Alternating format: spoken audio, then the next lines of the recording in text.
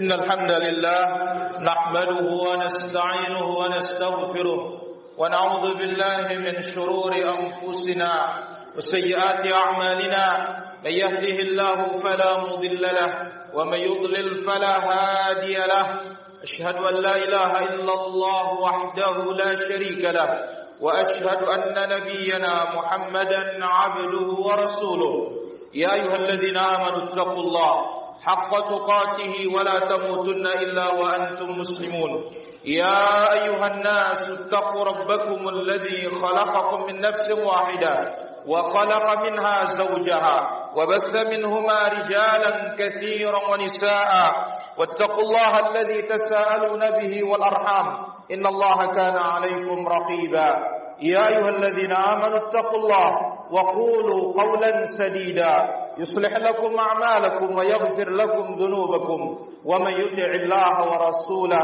فقد فاز فوزا عظيما أما بعد فإن أحسن الكلام كلام الله وخير الهدى هدى المصطفى محمد صلى الله عليه وسلم وشر الأمور محدثاتها وكل محدثة بدعة وكل بدعة ضلالة وكل ضلالة في النار. Hadirin sidang Jumat yang dimuliakan oleh Allah Azza wa Jalla. Pada hari ini hari yang paling mulia dan hari Allah Azza wa Jalla menciptakan Adam alaihi salatu wassalam, dan hari Allah Azza wa Jalla akan menegakkan kiamat, dan hari Allah Azza wa Jalla memasukkan Adam ke dalam surga, dan hari dikeluarkannya Adam dari surga. Maka hari ini menjadi pelajaran penting bagi kita yang Nabi sallallahu alaihi wasallam perintahkan kita untuk berkumpul di masjid setiap Jumat secara khusus melalui apa yang telah disabdakan dalam hadisnya, demikian juga apa yang telah difirmankan oleh Allah Azza wa Jalla dalam Qur'annya. Maka mudah-mudahan pada hari ini kita bisa meningkatkan keimanan kita dan ketakwaan kita kepada Rabbul Izzati wal Jalal.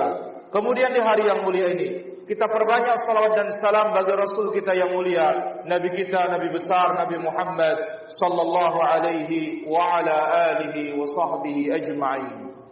Hadirin yang dirahmati Allah Azza wa Jalla, kita hidup akan bertemu dengan Allah Azza wa Jalla dengan modal iman dan amalus saleh.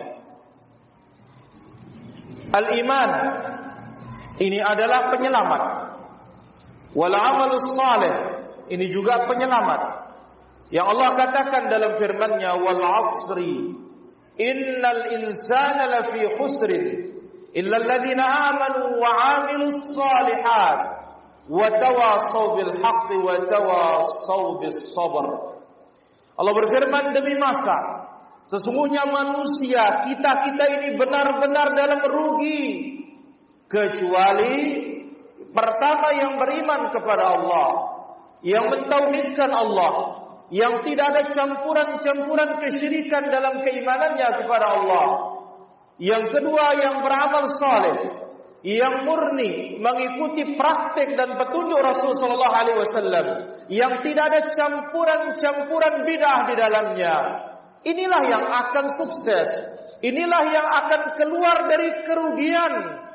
Kemudian wa tawasaw bil haqq wa tawasaw bis sabr, mengingatkan kebenaran tentang al-iman, mengingatkan kebenaran tentang al-amalus saleh, serta dia bersabar di atasnya. Itu sebabnya para hadirin rahmat Allah Azza wa Jalla, amalan kita betapa pentingnya untuk dikoreksi, betapa pentingnya untuk diperbaiki, betapa pentingnya untuk diperhatikan. Karena itu yang ditengok oleh Allah Azza wa Jalla, itu yang dilihat oleh Allah Azza wa Jalla. Sebagaimana dalam hadis yang diriwayatkan oleh Imam Muslim di dalam sahihnya, Rasulullah sallallahu alaihi wasallam bersabda, "Innallaha la yanzuru ila suwarikum." Allah Azza wa Jalla tidak melihat bentuk kalian. Apakah kalian laki-laki yang tampan, wanita yang cantik, gagah, hebat, pintar, cerdas, bodoh, cekatan, lambat? Tidak ditengok oleh Allah Azza wa Jalla.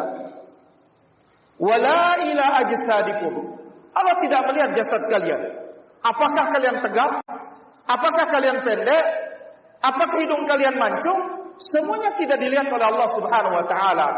walakin yanzuru ila qulubikum wa a'malikum. Tetapi yang ditengok oleh Allah Azza wa Jalla, yang dilihat oleh Rabbul Alamin tabaraka wa taala, hati kalian. Hati kalian inilah dia al-iman. Inilah dia at-tauhid. Wa a'malikum, dan yang ditengok oleh Allah Azza wa Jalla adalah amalan kalian. Maka innamal a'malu binniyat, ini timbangan amalan, barometer amalan, takaran amalan yang ada di dalam dada. Man 'amila 'amalan laisa 'alaihi amruna fa huwa raddun. Siapa mempraktikkan suatu amalan dalam urusan beragama yang bukan dari Nabi sallallahu alaihi wasallam maka ditolak. Ini merupakan takaran dan barometer dan ukuran amal di luar ini. Maka di dalam perbaikilah dia dengan memupuk keikhlasan kita beribadah sepenuhnya kepada Allah Azza wa Jalla. Di luar, bagaimana kita berusaha ibadah-ibadah kita ini mencontoh dan mengikuti perangai dan praktiknya Rasulullah sallallahu alaihi wasallam yang Nabi sampaikan dalam kurun waktu 23 tahun sampai turun firman Allah Azza wa Jalla, "Al-yawma akmaltu lakum dinakum wa atmamtu 'alaikum ni'mati wa raditu lakumul Islam madina." Pada hari ini aku sempurnakan bagi kalian agama kalian.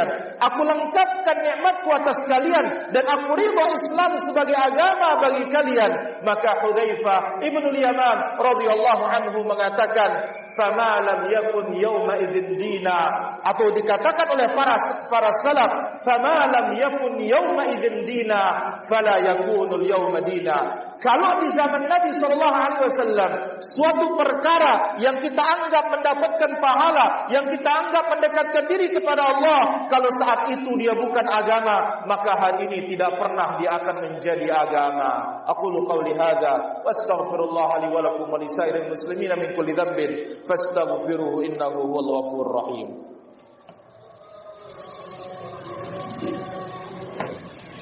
Alhamdulillah rabbil alamin wassalatu wassalamu ala al-mab'uts rahmatan lil alamin sayyidil awwalin wal akhirin nabiyina Muhammadin wa ala alihi wa sahbihi ajma'in, amma ba'du. Hadirin dirahmati Allah Azza wa Jalla. Pesan-pesan para ulama salaf, betapa pentingnya kita memperbaiki amal ibadah kita. Jangan tengok jumlahnya, jangan tengok juga kuantitasnya, tetapi bagaimana kualitasnya. Sahabat yang mulia Abdullah bin Mas'ud radhiyallahu anhu berkata, "Al-iqtisadu fi sunnati khairun min al-ijtihadi fi bid'atin." Sederhana amalan kita, sedikit amalan kita, tapi jelas dalil Al-Quran, jelas hadis-hadis Nabi sallallahu alaihi wasallam yang mempraktikkan, yang membolehkan, yang mengizinkan, maka itu yang sederhana lebih baik di sisi Allah Azza wa Jalla ketimbang banyak tetapi amalan-amalan kita di atas bid'ah. Amalan-amalan yang kita sandarkan kepada agama tetapi tidak memiliki dalil di dalam agama, dalil yang jelas datang dari Allah maupun datang dari Rasulullah sallallahu alaihi wasallam. Itu juga telah disebutkan oleh Sallam rahimahullahu taala. Beliau mengatakan, "Ya Sallam, nam 'ala sunnah khairul laka min an taquma 'ala bid'ah." Hai Sallam, engkau tidur dengan cara sunnah, dengan caranya Nabi sallallahu alaihi wasallam, itu lebih baik ketimbang engkau berdiri tetapi di atas cara yang tidak dicontohkan oleh Rasulullah sallallahu alaihi wasallam. Kemudian juga sahabat atau tabi'in Sa'id bin al-Musayyib melihat seorang yang kelebihan dalam beribadah, yang tidak ada praktik dan contoh dari Nabi sallallahu alaihi wasallam. Sunnatul fajar, sunnah fajar yang datang dari Nabi, sebagaimana hadis Ibunda Aisyah radhiyallahu anha, "Raka'atul fajri khairun minad dunya wa ma fiha." 2 rakaat subuh lebih baik dari dunia dan seisinya. 2 rakaat sunnah fajar lebih baik dari dunia dan seisinya. Maka ada orang yang melampaui 2 rakaat ini, bukannya 2, 4, bukannya 4 lagi, 6 lebih dari apa yang telah dipraktikkan oleh Rasulullah SAW dengan dalil dan alasan.